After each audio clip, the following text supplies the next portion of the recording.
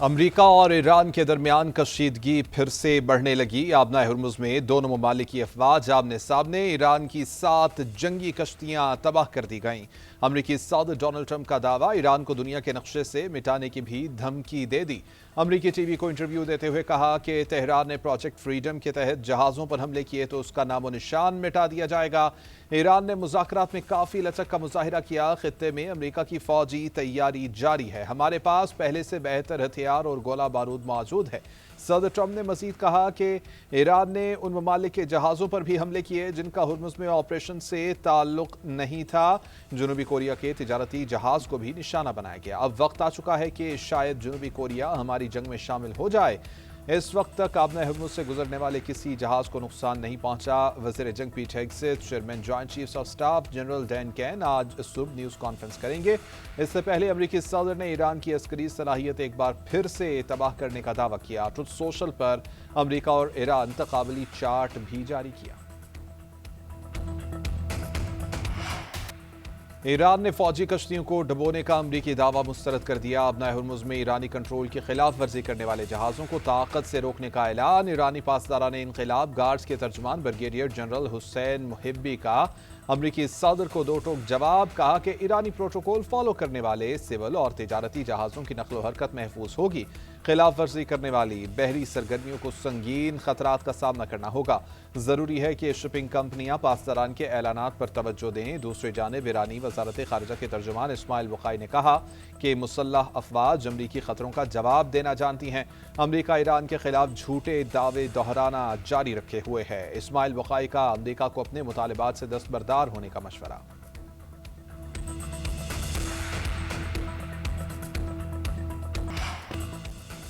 ایرانی بحریہ کا وارننگ نظر انداز کرنے پر امریکی جنگی جہاز کو 2 میزائلوں سے نشانہ بنانے کا دعویٰ۔ سینٹ کون کی اپنے جہازوں کو نشانہ بنائے جانے کی تردید۔ 2 امریکی پرچم بردار بحری جہازوں کو آبنہ ہرمز سے نکالنے کا جوابی دعویٰ۔ پاسداران انقلاب نے ہرمز سے امریکی جہازوں کے گزرنے کا دعویٰ بے بنیاد قرار دے دیا۔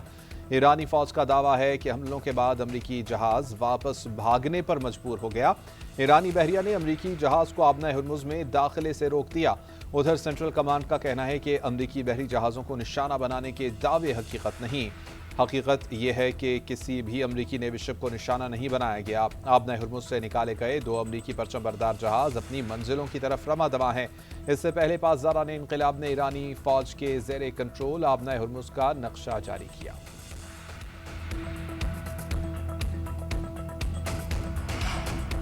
متحدہ عرب امارات ایک بار پھر سے ایران کے نشانے پر۔ تہران کے یو اے ای پر 4 کروز میزائل حملے۔ اماراتی وزیر دفاع کا 3 میزائل تباہ کرنے کا دعویٰ، ایک سمندر میں گرا۔ عرب میڈیا کے مطابق حملے کے بعد فجیرہ آئل انڈسٹری زون میں آگ لگ گئی، 3 افراد زخمی، تعلق بھارت سے ہے۔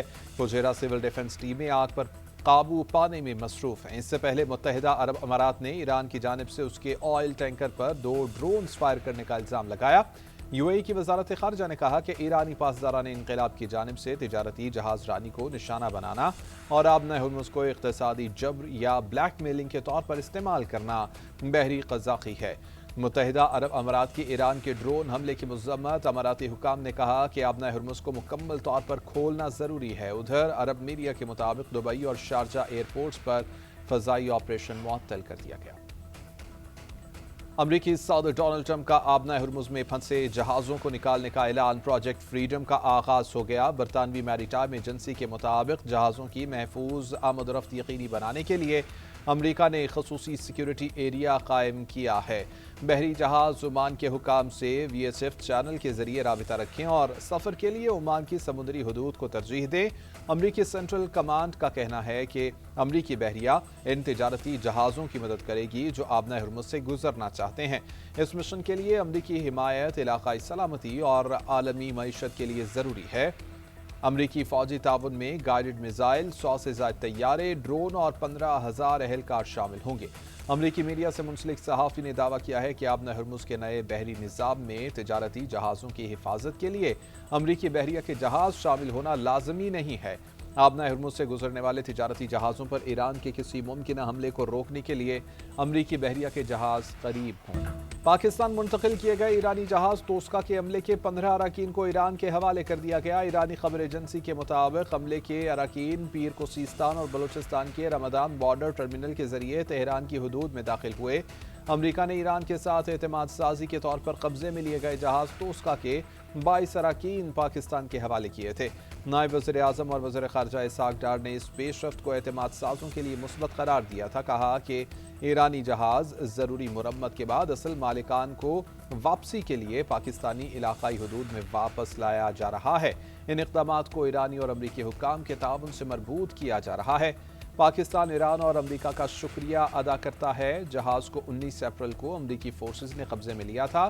عملے میں سے 6 اراکین کو گزشتہ ہفتے چھوڑا گیا۔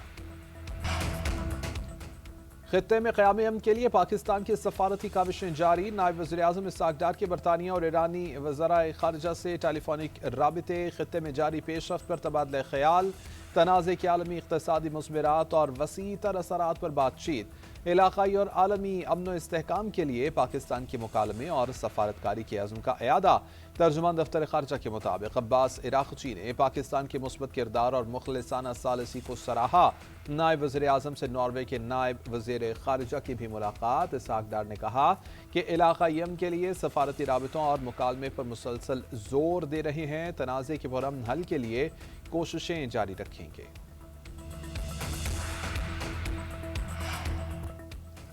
ترجمان ایرانی نیشنل سیکیورٹی ابراہیم رضائی کہتے ہیں کہ آبنہ ہرمز کو کھولنے کو ایک ٹویٹ سے بند یا کھولا نہیں جا سکتا۔ آبنہ ہرمز کھولنے کا راستہ یا تو شکست تسلیم کرنا ہے یا کسی معاہدے پر پہنچنا ہے۔ سوشل میڈیا پر جاری بیان میں ابراہیم رضائی نے مزید کہا کہ آبنہ ہرمز کھولنے کا راستہ آبنہ ہرمز پر ایران کی خود مختاری اور بالادستی کو تسلیم کرنا ہے۔ ملک بھر میں آئل ریفائنریز اور آئل سٹوریج تنصیبات کی سیکیورٹی مزید سخت کرنے کا فیصلہ۔ نائب وزیر اعظم اسحاق ڈار کی زیر صدارت اعلیٰ سطح کا اجلاس۔ حساس توانائی تنصیبات کی سیکیورٹی یقینی بنانے کے لیے تمام سٹیک ہولڈر سے مشاورت۔ اسحاق ڈار کا موجودہ سیکیورٹی انتظامات پر اطمینان کا اظہار۔ کہا کہ حکومت ملک بھر میں ایندھن کی بلا تعطل فراہمی یقینی بنانے کے لیے پرعزم ہے۔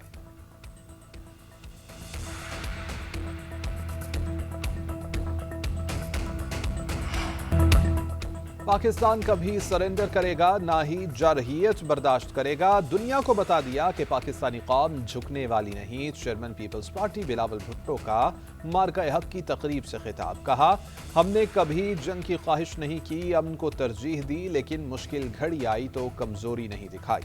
پاکستان نے جارحیت نہیں بلکہ ضرورت کے تحت دفاع کیا۔ یہ جدوجہد خواہش نہیں بلکہ قومی ذمہ داری تھی۔ پاکستانی قوم نے مثالی اتحاد، جذبے اور عزم کا مظاہرہ کیا۔ سرحدوں سے باہر کچھ عناصر تاریخ کو مسخ کرنے کی کوشش میں مصروف ہیں۔ جھوٹے پروپیگنڈا کے ذریعے حقائق چھپانے کی سازش کی گئی۔ دشمن سمجھتا تھا کہ پاکستان کو توڑا اور ہرایا جا سکتا ہے۔ تاریخ شور سے نہیں ثابت قدم قوموں سے لکھی جاتی ہے اور پاکستان ہر آزمائش میں ثابت قدم رہا۔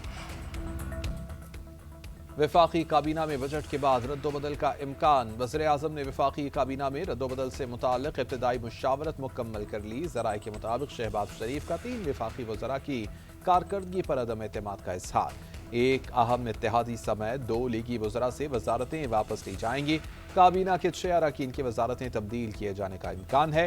کابینہ میں بلوچستان سے 2 اور خیبر پختونخوا سے 1 وزیر کو شامل کیا جائے گا۔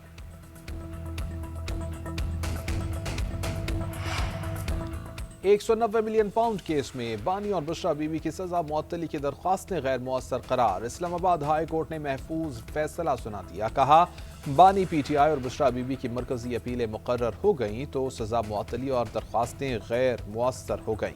اسلام آباد ہائی کورٹ کا مرکزی اپیلیں سننے کا فیصلہ 7 مئی کو سماعت کے لیے مقرر کر دی گئیں۔ چیف جسٹس سرفراز ڈوگر اور جسٹس محمد آصف پر مشتمل ڈویژن بینچ نے محفوظ فیصلہ سنا دیا۔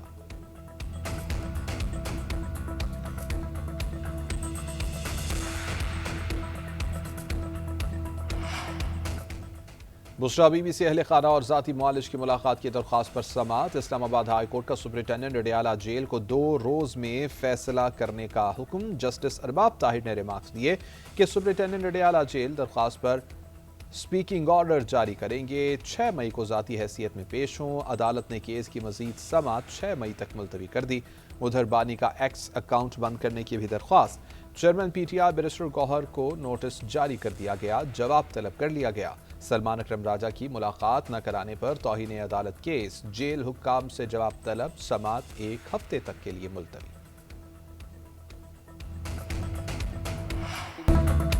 वन कॉन्स्टिट्यूशन एवेन्यू पर मौक़िफ़ में कोई तब्दीली नहीं आई है। सीडीए का भी यही मौक़िफ़ है कि अपार्टमेंट्स गैर कानूनी थे और गैर कानूनी तौर पर बेचे गए। वज़ीर दाखिला मोहसिन नकवी का कहना है कमेटी के सामने भी यही मौक़िफ़ रखेंगे। मेरा नहीं ख्याल कि पाकिस्तान की तारीख में इतना बड़ा फ्रॉड हुआ होगा। इसमें ब्यूरोक्रेट्स, जजेस, सियासतदान और बैंकर्स सब शामिल हैं। इस मामले में 21 साल तक पैसा खिलाया गया। उधर वन कॉन्स्टिट्यूशन एवेन्यू की कायम करदा कमेटी का पहला इजलास। काबीना डिवीजन के एलामिये के मुताबिक इजलास में सीडीए से ब्रीफिंग ली गई। कमेटी आज भी सीडीए से मज़ीद हक़ाइक़ जानेगी।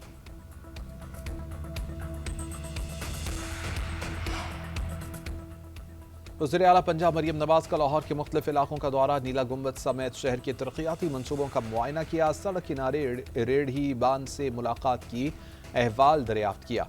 मरियम नवाज ने रेढ़ी से नान चने भी खाए। उधर लाहौर डेवलपमेंट प्लान का पहला फेज मुकम्मल। वज़ीर आला पंजाब मरियम नवाज ने जून के आखिर तक लाहौर डेवलपमेंट प्लान फेज 2 मुकम्मल करने का हुक्म दे दिया। फेज 3 प्लान पेश करने की हिदायत। कहा, पंजाब की तरक्की का पहिया अब रुकने वाला नहीं है, जो हमने कहा वो कर दिखाया। पंजाब के 51 शहरों में स्टॉर्म वाटर ड्रेनेज का औसतन 40% अहम तरीन काम मुकम्मल कर लिया गया।